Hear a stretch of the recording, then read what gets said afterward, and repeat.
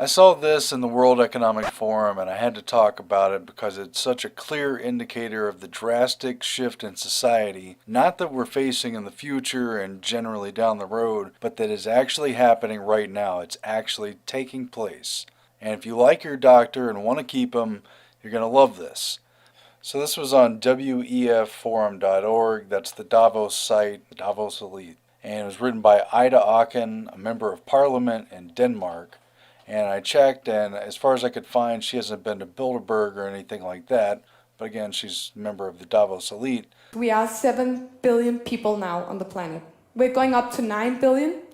Think about 3 billion people entering the middle class, all wanting cars, mobile phones, computers, eating meat. I mean, this is a huge pressure on the resources we have. But she appears to be what I assume would be a Bernie Sanders style socialist. But she's also hoping that people in the near future will own nothing. That's their big answer to income inequality. They've been talking about it at these conferences for years. They've been talking about universal income, what to do when people can't work.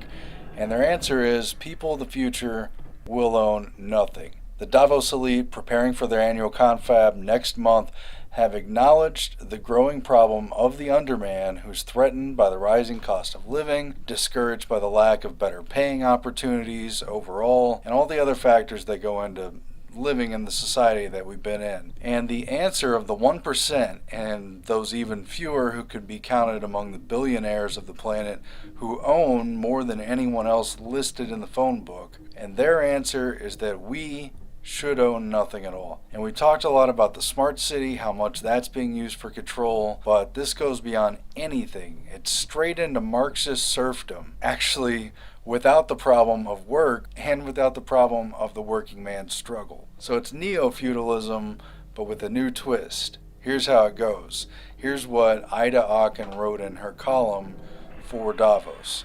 Welcome to the year 2030. Welcome to my city, or should I say, our city. I don't own anything. I don't own a car. I don't own a house.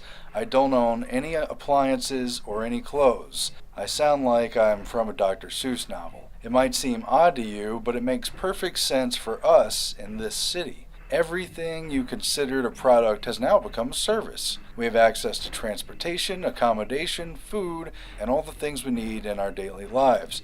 One by one, these things became free, so it ended up not making sense for us to own much anymore. Why do you want to own your cell phone? I mean, you want the function, you want the service, right? Why do you want to own a cell phone if you can just lease it? And if you lease, why shouldn't you lease your refrigerator or your washing machine or your dishwasher? Or why do you want to own it? I mean, it's not like the plastic in the middle. It's like, I own a broke dishwasher. I mean, wow. People don't own cars anymore. There's driverless vehicles and flying cars for longer journeys. I think we've had that one promised before. So why don't you want to go into a business model where the company owns it? Ida Auken writes that in 2030 in our city, we don't pay any rent because someone else is using our free space whenever we don't need it. Someone else is sleeping in your living room when you're not around, or cooking in your kitchen when you're done making dinner. She writes, my living room is being used for business meetings when I'm not there, and once in a while I will choose to cook for myself. It's easy. Even the necessary kitchen equipment isn't owned. It's delivered to the door by drones within minutes. Environmental problems seem so far away, she says, because of course it can never really be that far away from Agenda 21. She writes, the air's clean, the water's clean, and nobody would dare touch the protected areas of nature because they constitute such value to our well-being. No one is allowed to go into the wilderness. But in the cities, there's plenty of green space and plants and trees all over. She says that even shopping has changed. You don't really shop anymore. It's more of a choosing of things just to use and to borrow. And that she used to find it fun to actually pick things out for herself. But over time, she found the algorithm did it for her better and knows her own taste better than she does.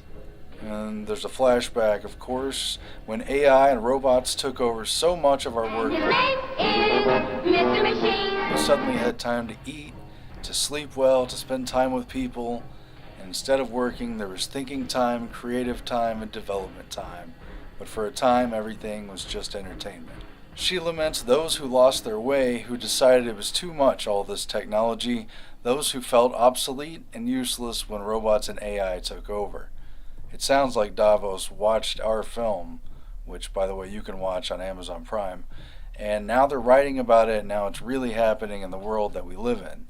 They say that people who got upset with the political system moved out, and they live in basically 19th century villages with old technology, and basically they're not valued in society, but neither is anyone else. So that's the future society, but you don't own anything. And Do you know how much a car drives? How much of its life? 4%. Or if you take a drill, it's used 15 minutes. It's not a lot, is it? And most of us, I know there are some guys here that really love to own a drill. But for the rest of us, we just want a hole in a wall, right? And I think we're going to a place where we just want mobility, where we don't care so much about owning a car. It's actually a little bit of trouble. If you just come to driverless car and pick me up and I can drive around and this car will be driving all the time. Things could be taken away at a whim, but even this parliament member from Davos writes about the pitfalls. Once in a while, she writes, I get annoyed about the fact that I have no real privacy. Nowhere can I go and not be registered. I know that. I know somewhere everything I do, think, and dream of is recorded. I hope that no one will use it against me. But she still insists that this is a way better society, because in the old society, terrible things were happening. There were lifestyle diseases from couch potatoes, and there was pollution and waste and climate change and congested cities and social unrest and unemployment and everything else that's part of life. So she says that's why the world of 2030 would be so much better if we owned nothing and we were basically peons who don't even have to do work and really just have to hang out. Well, it sounds really cool for a feature-length film or a theme park ride. And you're all like, yeah, wow, cool, man, I want my turn, that sounds pretty good. But after you go around the block once or twice, you think, I've seen this movie. It's 2001. I'm sorry, Dave. I'm afraid I can't do that. It's Logan's Run, The Wizard of Oz, it's Rollerball, it's The Hunger Games, Gattaca 1984, Brave New World, Divergent, Soylent Green, etc. I've seen that movie. I've actually seen all those movies. And you realize one fatal flaw. What happens if they don't like what I say? And what happens if I don't like or believe in what they do anymore? What about my rights, man? There's no guarantee of freedom or absolute respect of rights, and you're just another basically head of cattle in the global management system, the biodiversity system, of which you count very little in the overall schemes. And you don't even have privacy in your own head when you sleep at night. There is no guarantee of freedom or absolute respect of rights at all, including privacy, and everything shifts according to what is already acceptable and what certain people wish to make acceptable. And it's always between those lines, and your rights mean nothing because your dreams were so unlimited that you'd fall for anything. We all love our stuff, and free stuff is better. We take the ride and grumble as quietly as possible about the drawbacks and the back-end shafting and raw deals that are constantly offered up. The theme park ride would become torture rather than entertainment if you were never allowed off of it. And basically, I think once reality kicked in, it might not be the best system. Because in this future system which they're building, they're shifting people into it, and the internet's a huge part of it, there is no guarantee of freedom. They will censor you, they will shut down your channel, they will deauthorize your account, your bank card will not work. First of all, we all know these smart cities of the future will be highly technologically controlled grids where everything, including you, will be tracked and traced everywhere you go.